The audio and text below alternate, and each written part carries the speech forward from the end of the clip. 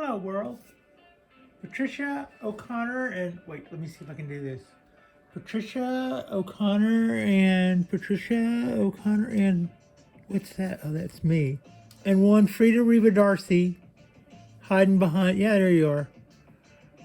Yeah, it's hanging out here, and I'm just gonna do a little short. This isn't gonna be too crazy, but here not too long ago, just a few short weeks ago, we were doing all of these little pines, and I did a pine every other day or a couple of weeks or so, there for a couple of weeks, and since then we haven't said that really much about them. So I just thought I would do, maybe I pan the camera over there and shown you that there are pines and that stuff. But this is going to be a little closer. Now, this isn't all of them either. We're going to talk about the pines in three groups. One, these are all going to be Japanese black pines. Two, I ordered 10 and received 9, and of that, I think I still have 6 or 7. So part of that group here is those. That's one group.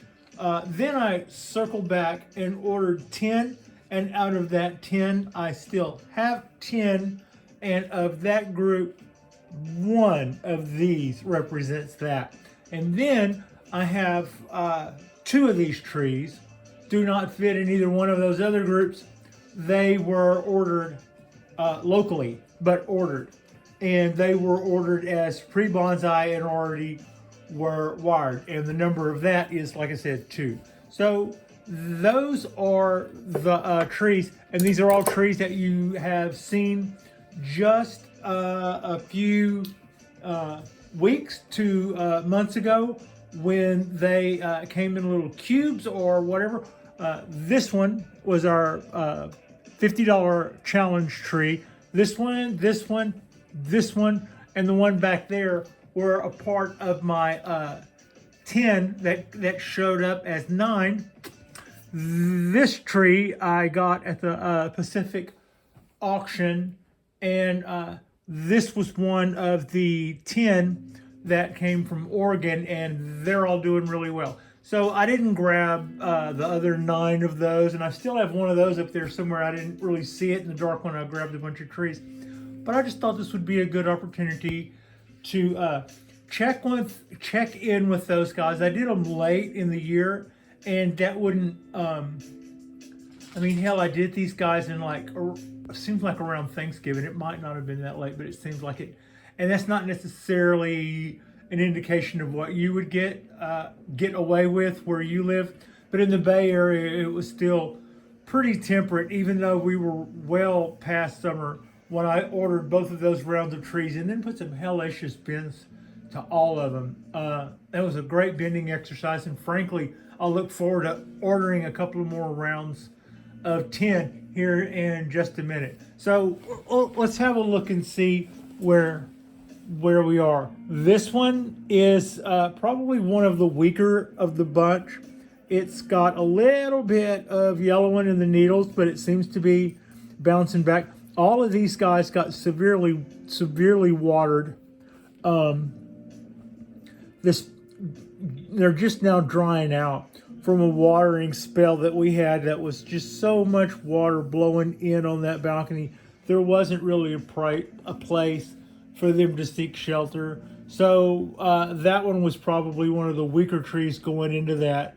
And it came out of that okay, but it probably looks the most yellow. This guy is a little bean, and it is little literati style bean.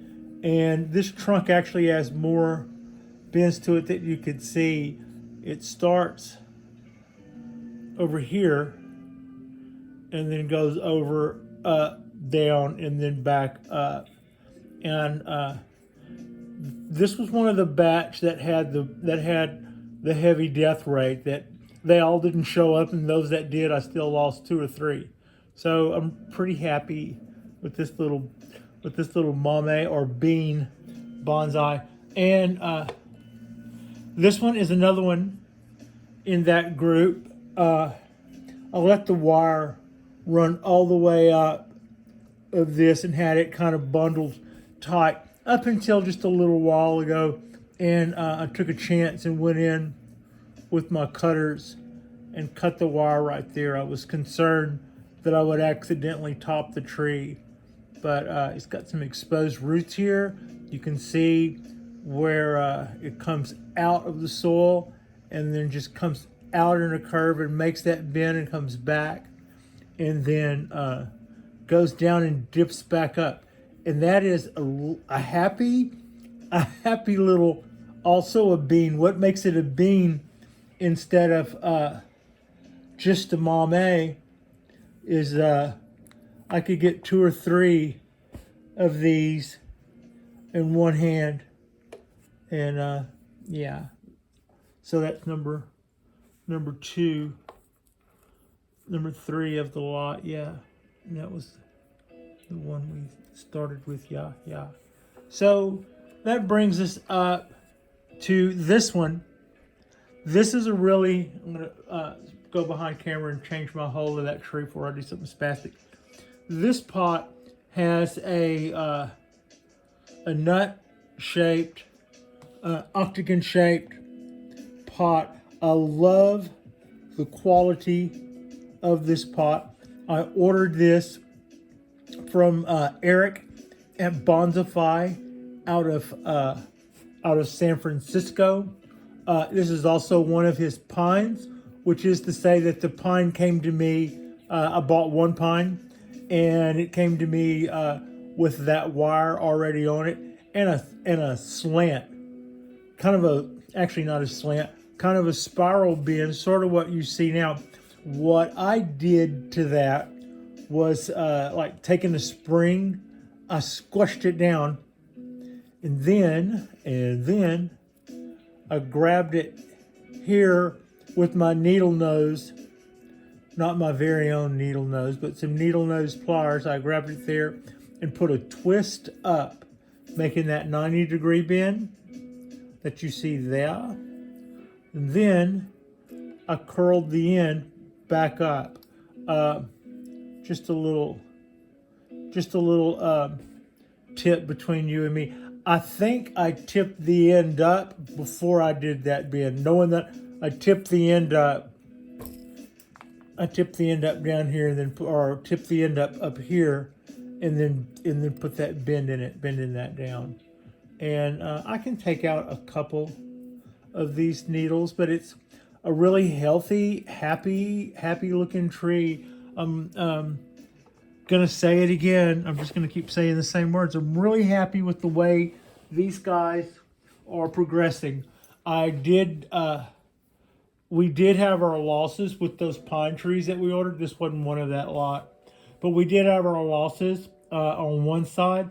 On the other side, we had 10 trees that came from Scenic Hill Nursery, a Scenic Hill Farm Nursery. Anyway, they're in Oregon. They did an exceptional job with their trees. They came faster than I was expecting, and they looked much better than my Japanese black pines. And this is one of those. They don't look like they got, for the most part, I don't feel like they look like they got as much bends in them as the tiny ones did. And for the simple, and that's not really true, but that's kind of a perception, because those little ones, those bends look so drastic on those tiny little trees. So this one was probably 8 or 9 inches high. Like, here's my hand in the background, and my hand from about my semicolon tattoo to the tip of my finger would be about 6 inches, and those guys were about 8 inches tall. So I was able to incorporate and squeeze and roll that thing up into about a 4-inch area. 1, 2, 3, 4. Yeah, basically, yeah. So I was pretty happy with that bend. We're doing just exactly what we've been preaching. Come out of the ground moving, not just straight up, but come out of the ground. If we can get more than one angle out of the ground, then that's awesome. And so we are hooking to the left a little and then with a hard bend. And then as you can see, it goes right back into that little Cheerio loop. And then it comes down there. And those are 3 buds that are seem to be doing well. And they're on the outside. So we'll probably get to keep those. And then it comes up and spins around. And then we do another. It curls behind us. I'm really happy. I don't have a lot of Cascade trees. I looked at one that was beautiful a couple of years ago, and after thinking about how much room, and it was it was a large size bonsai. So after thinking about how much room it would take, I haven't really given Cascades much more thought. But this Cascade certainly gave me room to enjoy that bending technique that I've been enjoying lately. I've been having a really good time bending these guys and getting those twists and shapes out of them, and especially seeing them continue to respond and grow and push out bulbs and all that stuff is really responding when you do that much work and you go and you get really excited, and then it seems to respond to that work in a positive way instead of like dying or something. So that's pretty much as that's the Cascade, and I've got 9 more that are doing various and under bends, but the other 9 that were just like that one, they've all gotten the twist in theirs. Now this is another one of those 10 that showed up as 9, and we had our losses. I think my final number on those ended up being 6, but this one has three trunks. I'll do something about that here in not too much longer, but right now this tree is bouncing back nicely. It was pretty yellow when it came in, when it made it here. So after seeing the bends starts off there, comes out and runs along the ground to the left, and then does a curl over, and then comes up.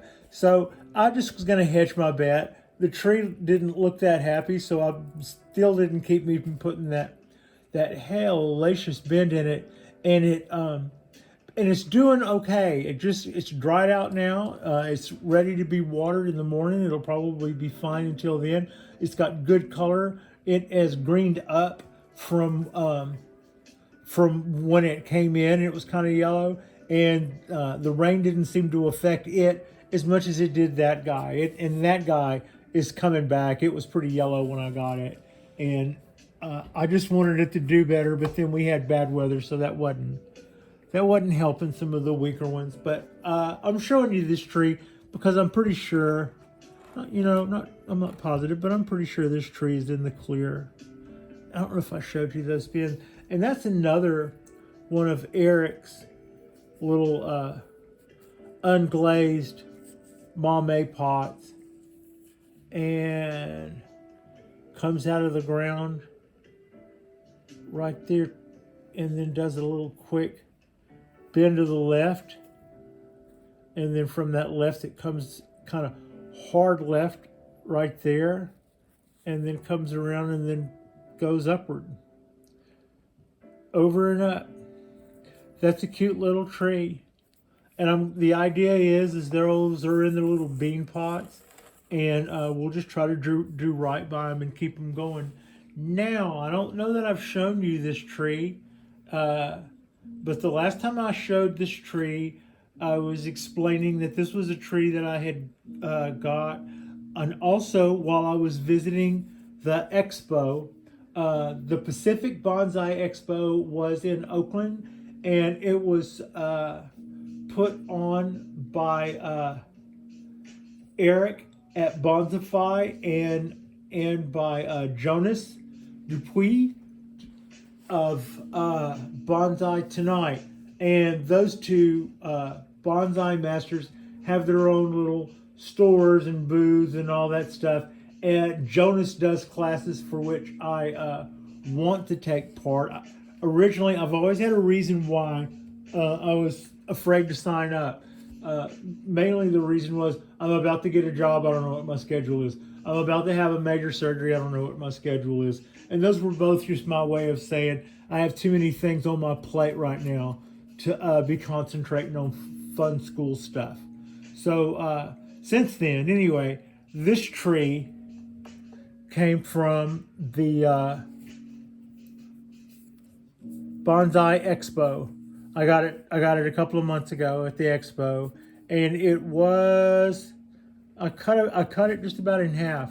I believe this was last year's leader because the tree did have a definite big change in color and a slight change in texture and a slight change in diameter right there. And the leader that came off of that, the next year's, which was last year's probably growth, was almost looked like it was getting a little fatter than the first half. Like maybe the fertilizer kicked. That's when the fertilizer kicked in, and it showed up in the new growth that was coming out at the time. I'm not sure, but when I looked at the tree at the expo, even though all of this part was continuing the original shape, I looked at that and thought of it as a sacrifice branch. And it came to me in that pot. I love this little pot. It's an unglazed. It's another unglazed pot, and the whole tree at the expo, Japanese black pine. Couple of years of training. You can see the movement on that guy. I mean, it has it all. It comes out of the ground, makes that hard super right. The trunk just runs along the ground and then folds back as it twists up and around. I mean, it looks like it looks really natural, like a canyon tree, the way it does that. And I'm just pretty happy with it. And it came in this pot. Really nice job. If I could get down there, really nice job of potting it up. And the tree was $85. So probably 2, maybe 3-year-old tree. So I'm thinking maybe I don't want to go guessing. I think he would probably have sold that pot for about $40. These were in the 20s, high 20s, I believe, at the recession. I think they've gone up since then. So I would have put this pot at probably about 40, which would have, maybe 45. And then the tree, that would have made the tree like 35 or so, which sounds about right for his starters. When you order his starters, you can get a little pines, I was just noticing the other day when I was doing my work on my cork bark oak. I did a little recap on some of the videos that I watched when I was going in to see if I had forgotten anything important. Or, sometimes when you're explaining stuff to new people, the stuff that you'll never do, you forget to say because, so sometimes here in those lessons, oh yeah, I wouldn't think to not do that, but I would forget to say that I would, so that's kind of what I was doing. And while I was pulling up those videos, I did see that Eric had some videos, and like I said, he's with Bonsai in San Francisco, and I was noticing that he had some what looked like some 1 or 2 year old pencil diameter, probably about the same diameter of that, except they were all straight cork bark oak. So that might be one place that somebody might get one of those. I'm looking forward to getting some coastal redwoods. I don't think I want to do a run of 10 the way I have and will continue to do on the pines. I think my count when it comes to the black pines is currently at like 24. That includes the 16 that I ordered in the last 2 months and then potted. They were all in their root balls They were all bare roots, not bare roots. They were all in, what was the word? They were all little cubes anyway, instead of root balls. They were all little soil cubes, and to be potted up. So I potted those up and put some more on them and did those. So yeah, that's kind of where I'm at. The trees that I've had, some of them are already close to finished trees, and or finished trees, and some of them are still got some pre-bonsai of different stages. But these are my babies, and these are teaching me more about Japanese black pines, and I want to bend more. I want to keep practicing on bending them, and if I'm going to keep practicing on bending them, I'm either going to have to just start cutting limbs and wiring cut limbs just for practice, which I'm not really interested in doing, or I'm going to have to start buying more Japanese black pines, which is probably, that does sound a lot more like me. If I can afford cereal and there's room on the card, I'll probably get, another 10 or so trees. I wouldn't, what I also need to do is probably either start making pots, my own pots, or, which I figured out a way where I might could do that for little tiny pots, nothing of any size. But yeah, I could probably make some unglazed type little bean pot, maybe some little wabi-sabi, something like that.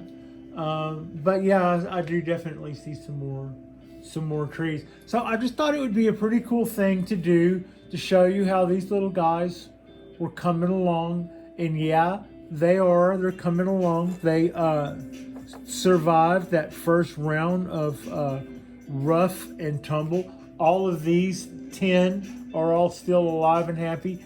I'm showing you this one because out of the taller trees, I was more crazy about the bends that I was able to do to these smaller trees. But I was especially happy with this one, so I kind of wanted to show. And that for those who didn't catch what that was, I put the wire around that tree fairly tight, and with a good coil around it. I mean, how they say like 45 degrees or 65 degrees. It was probably a lot more. It looked like a little spring by the time I got done with that. And then I took this chopstick and I wrapped the trunk of the tree around it, as if that trunk were a wire that I was wrapping around the trunk. I wrapped that whole entire tree around this chopstick as if it were a trunk. And I did that to this tree, and I did that to a couple of these tiny little ones. I think this guy got some of that, and when you do that to the little tiny bean-sized tree, that's what that looks like. You see that little Cheerio size? It makes a little Cheerio size hole. I'm hoping to keep this tree nice and happy, and then at some point comb that plug. That was the word I was looking for. Comb that plug out a little, and then we'll have some exposed roots in that puppy. The next round of lessons for this will be when I try to do things to expose the roots a little better on all of mine, and then start trying to do that more from the beginning when I'm doing my first bend. This is a good lesson. I'm going to see if I can find it on the camera to show you. When Eric put this wire on the tree, right, that's a root. That's an exposed root. I'm going to bring that in more. As I bring that around, it's a root on top of, so at that angle, I've got dead to camera. There is a trunk and 3 roots that are bundled together with that little piece of wire that I'm kind of touching with my fingernail. So that whole bottom coil was, that whole mass of that is made up with that root. And that will as exposed, happy living root. Those guys will do whatever the trunk does, exposed like that. They'll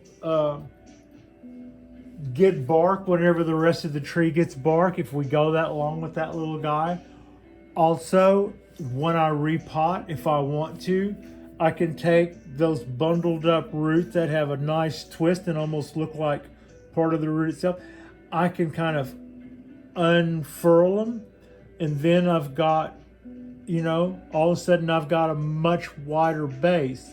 And if I pack a little moss or something in between that spread to keep that happy, that'll just completely continue to thicken up. Then your little shohin will come out of the ground with a base that looks, super wide like this. And after all of that grows and fat and fills in, that's how fat your base will be. That's the kind of game you can get with roots. It's almost like an old joke. So let's say that my knuckle up here represents where the tree actually starts, so it's out of frame. And the fingers you see pointing down, let's just say those are all exposed roots that have hardened off enough to where when exposed to air they won't die. So the part that you can't see, let's say, is in the substrate.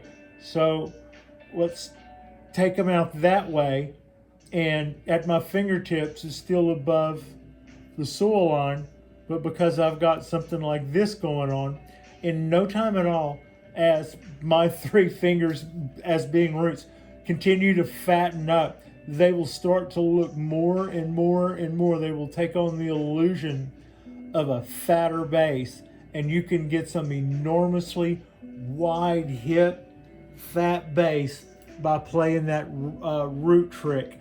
And whenever you hear instructors talk about pine trees, a lot of times they're not really explaining to you why this is important, but they'll tell you that fanning out your roots and your root work is most important. And if you're going and looking at the pictures, maybe you don't know what you're looking at, but that's what it is. You take a trunk that's smaller around than a pencil, and then you raise it up to where the bottom of the roots, where it connects there, are visible, and then you fan those out. And as all of that becomes the same color and the same whatever, and begins to take on the same texture, and especially once those roots fatten out, that becomes your nabari.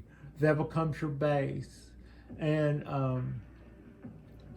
my root work is probably where I show my most cowardice. Whenever it comes time to repot stuff and dig around in there, I know some tricks for doing it cleanly. Whenever I used to do this with perennials and stuff, I would pride myself in being able to do a slip pot without the plant being aware, and they would just take off immediately and respond. When it comes to these guys, I still kind of have the same mentality, and that's not right. These trees are more permanent. When you go in and do your root work, what I need to work on. And so I can tell you, if you've been watching my videos, you haven't been hearing enough about this from me, because this is what I need to work on. But spend more time working on the roots when I repot. I tend to try to go in, get out. Tease them, cut what you want to cut off in a hurry, put a layer of soil in there, miss those roots, wire them, try to see how fast you can get them back down in there, because it just feels to me like almost like the urgency of open heart surgery. And what I probably need to do is take a deeper breath and look at the opportunity I have while I'm in there, and then do miss the roots frequently and all that stuff to keep them from drying out. But that's going to be my mental process going through, is to try to work on some of my shortcomings when in the past I've been doing root work. And we're going to be worried more about our root work going in, because the next round of trees will be more plugs, which means I'm going to have those small plugs, and we're going to plant those in elevated pots, probably colanders or orchid pots or something where the roots substrate will be exposed to the much air. But anyway, that's what's kind of going on with our future there. And I wanted to show you guys our first round of pines and the other pines that we have acquired this past fall, just to do a little. I was kind of going pine crazy, and I still am. I'm just kind of getting started when it comes to that. But since I've been doing the oak stuff and some other stuff, and since we're probably going to have a cypress show next, I thought this would just be a good opportunity to do a little fairly quick, not too quick. It's too late to be quick, but a little quick look at the Japanese black pines. Like and subscribe if you guys have not already. I appreciate you, and my little baby Frida appreciates you. And like I said, our next drop will probably be in regards to our bald cypress. We'll set up a little table and sit out there and make some branch selection and talk about one of my favorite topics, bald cypresses.